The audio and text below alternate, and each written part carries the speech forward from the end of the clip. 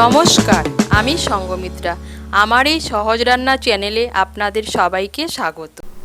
আজ আমি রান্না করছি একদম নতুন স্বাদে লাউ পাতা দিয়ে ফুলকপি ভাপা। আপনারা খুব সহজেই বাড়িতে বানিয়ে নিতে পারেন এই নতুন স্বাদে লাউ পাতা দিয়ে ফুলকপি ভাপা। আপনারা যারা নিরামিষ খান, নিরামিষের দিনে এভাবে একবার বানিয়ে খেয়ে দেখবেন, গরম ভাতে খেতে কিন্তু দারুণ লাগে। আপনাদের যদি এই রেসিপিটি ভালো লাগে তাহলে লাইক এবং শেয়ার করবেন, আর রেসিপিটি কেমন হয়েছে কমেন্ট করে জানাবেন। আরও নতুন নতুন রেসিপি পাওয়ার জন্য চ্যানেলটিকে সাবস্ক্রাইব করে পাশে থাকবেন। ধন্যবাদ।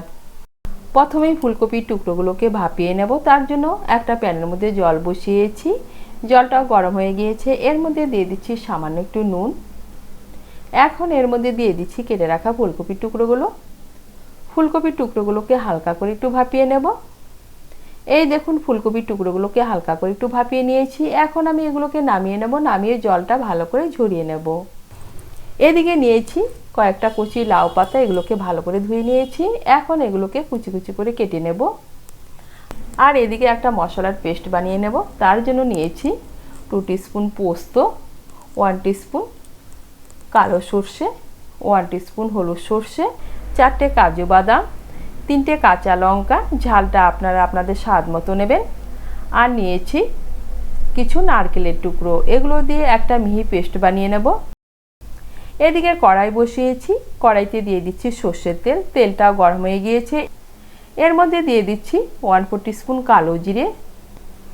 এখন এর মধ্যে দিয়ে দিচ্ছি ভাপিয়ে রাখা ফুলকপি। ভালো করে মিশিয়ে নেব। ভালো করে মিশিয়ে নিয়েছি। এখন এর মধ্যে দিয়ে দিচ্ছি সামান্য একটু নুন, সামান্য একটু হলুদ গুঁড়ো আর সামান্য একটু লঙ্কা গুঁড়ো। সমস্ত উপকরণ ভালো করে মিশিয়ে নিয়ে ফুলকপির টুকরোগুলো লাল করে ভেজে নেব। এই দেখুন, ফুলকপির টুকরোগুলোকে ভেজে নিয়েছি। এখন আমি ফুলকপির টুকরোগুলোকে নামিয়ে নিচ্ছি। এদিকে একটা টিফিন বাটি নিয়েছি, এর মধ্যে নিয়ে নিচ্ছি আমি যে সর্ষে, পোস্ত, কাজু বাদাম, নারকেল বেটে নিয়েছি সেই মশলা। নিয়ে নিচ্ছি মিক্সির জারটা ধুয়ে সামান্য একটু জল, ভালো করে মিশিয়ে নেব। ভালো করে মিশিয়ে নিয়েছি। এখন এর মধ্যে নিয়ে নিচ্ছি আমি যে লাউ পাতাগুলো কুচি কুচি করে কেটে নিয়েছি সেই লাউ পাতা। লাউ পাতাগুলো ভালো করে মশলার সঙ্গে মিশিয়ে নেব। লাউ পাতাগুলো মশলার সঙ্গে ভালো করে মিশিয়ে নিয়েছি। এখন এর মধ্যে নিয়ে নিচ্ছি ভেজে রাখা ফুলকপির টুকরোগুলো। এর মধ্যে নিয়ে নিচ্ছি সামান্য একটু জল। আমি ফুলকপিগুলো যে কড়াইতে ভেজে নিয়েছি সেই কড়াইটা ধুয়ে এর মধ্যে নিয়ে নিচ্ছি সামান্য একটু জল। ভালো করে মিশিয়ে নেব ফুলকপিগুলো মশলার সঙ্গে। ভালো করে মিশিয়ে নিয়েছি। এখন এর মধ্যে নিয়ে নিচ্ছি স্বাদ মতো নুন, স্বাদ মতো চিনি, আর নিয়ে নিচ্ছি কাঁচা সর্ষের তেল। ভালো করে মিশিয়ে নেব। ভালো করে মিশিয়ে নিয়েছি।